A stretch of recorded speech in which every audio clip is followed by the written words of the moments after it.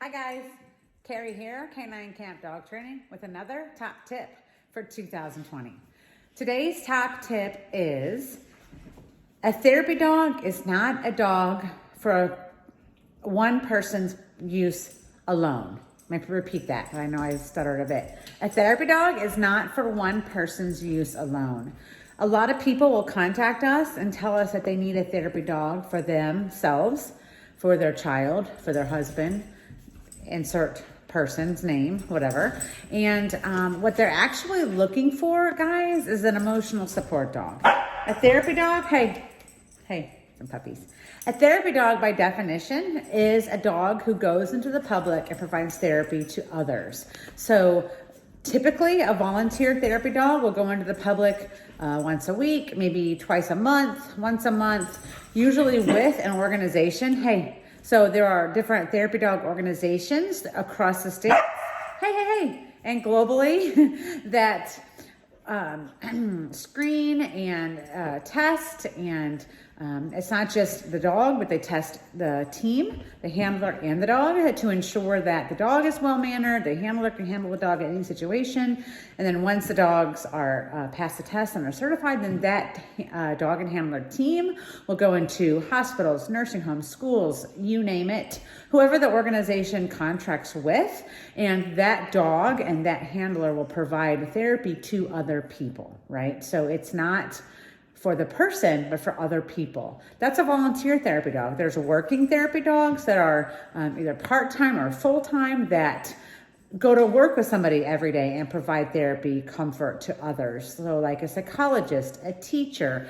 a funeral home, lots of different places have full-time or part-time working therapy dogs, which means they're on the job maybe 2, 3, 5 days a week. And they go to work with their person, and it's a team that provides comfort to others. So if you need a dog because you get anxious or you get sad or you need protection, whatever it is, if it's a need for yourself, it's going to fall into 2 categories. It's going to be an emotional support dog, or it's going to be a service dog. There is a difference in the 2, and it's really important to know the difference.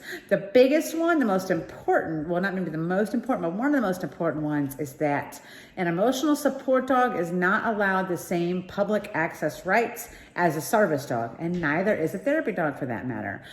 Therapy dogs actually aren't allowed any public access rights.